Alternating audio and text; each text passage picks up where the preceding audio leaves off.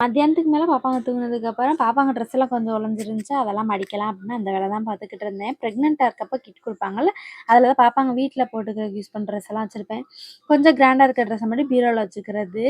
பார்க்க தான் குட்டி குட்டியா இருக்கு. ஆனா விளஞ்சுக்கிட்டே இருக்கிற மாரி இருக்கு. ஒரு 1 மணி நேரம் இதே உட்காந்து மடிச்சுக்கிட்டு இருப்பேன். கொஞ்சம் பெரிய துணியா இருந்தா கூட ஈஸியா மடிச்சிடலாம் போல.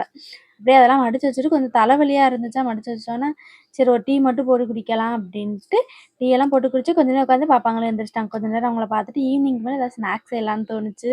2 நாளா தோணிட்டே இருக்கு செய்றதே இல்லன்னு. சரி இன்னைக்கு செஞ்சுருவோம் அப்படின்ட்டு, வீட்ல வேற ரவ நெறையா இருந்துச்சா, ரவா லட்டு தான் செஞ்சுக்கிட்டு இருந்தேன்.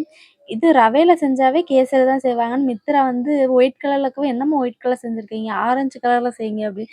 ரவா லட்டு அப்படின்னது சாப்பிடவே இல்ல. யூடியூப்ல பார்த்தா அளவெல்லாம் போட்டிருந்தானா, பார்த்தா ரொம்ப இனிப்பா இருக்க மாரி இருந்துச்சு. அப்படியே கொஞ்சம் மட்டும் சாப்பிட்டுட்டு அவங்களுக்கு எடுத்து வச்சாச்சு. நைட் வரப்ப அமேசான்ல வந்து இந்த அலாரம் கிளாக் வந்து ஆர்டர் போட்டிருந்தாங்க. வரப்ப வாங்கியிருந்தாங்க. சவுண்டு பயங்கரமா கேட்டுச்சு. ஊரே எந்திரிச்சிரும் போல அவ்வளோ சவுண்டு. அப்படியே பண்ணிட்டு நைட்டுக்கு வந்து இட்லி, சாம்பார் தான் வச்சிருந்தேன்.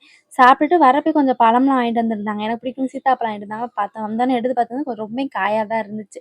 அதில ஒரே ஒரு பழம் லைட்டா வளர்ந்துருந்துச்சு. அப்படியே இனிமேல் சாப்பிட வேண்டியது தான். Okay bye. மறக்காம சேனல சப்ஸ்கிரைப் பண்ணிக்கோங்க.